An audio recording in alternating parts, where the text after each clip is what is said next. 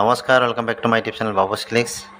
দশম শ্ৰেণীৰ ছাত্ৰ ছাত্ৰীসকল, তোমালোকৰ বাবে আজি পোহৰ প্ৰতিফলনৰ প্ৰতিহৰণ যিটো 10 নম্বৰ চেপ্টাৰ আছে তাৰে কিছু MCQ তোমালোকক দিবলৈ ওলাইছোঁ। ভিডিঅ'টো সম্পূৰ্ণভাৱে মনোযোগেৰে চাবা। তো অহা আজিৰ ভিডিঅ'টো আমি আৰম্ভ কৰোঁ।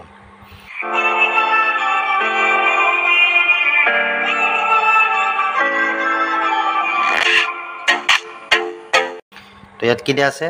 প্ৰথমতে তলত দিয়া কোনটো পদাৰ্থ লেন্স তৈয়াৰ কৰিবলৈ ব্যৱহাৰ কৰিব নোৱাৰি?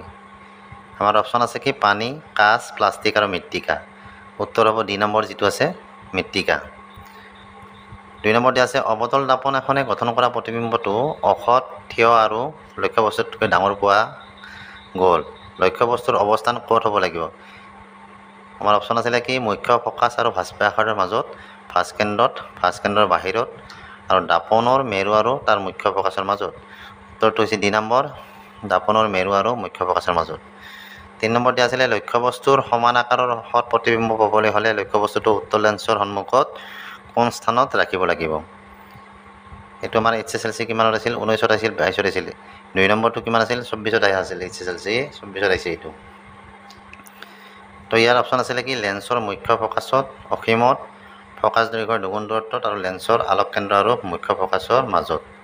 এনচাৰটো হৈছে চি ফকাছ দৈৰ্ঘ্যৰ দুগুণ দূৰত্বত। তাৰপিছত আছে 4 নম্বৰটোত কি দিয়া আছে? এখন গোলাকাৰ দাপোন আৰু এখন ক্ষীণ গোলাকাৰ লেন্সৰ প্ৰত্যেকৰে ফকাছ দৈৰ্ঘ্য -15 চেণ্টিমিটাৰ।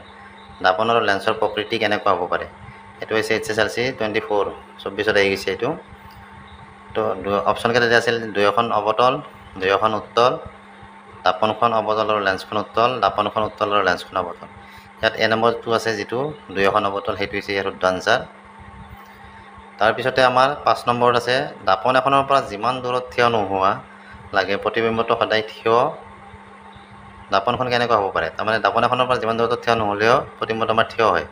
কোনখন দাপোনত মানে কেনেধৰণৰ দাপোনত এইটো মানে প্ৰতিবিম্ব আমি পাম? অপশ্যন আছে সমতল, অৱতল, উত্তল, হয় সমতল নহয় উত্তল। এতিয়া আমাৰ অপশ্যন যিটো ডি নম্বৰ আছে হয় সমতল নহয় উত্তল, সেইটোৱে হ'ব ইয়াৰ শুদ্ধ আনচাৰ।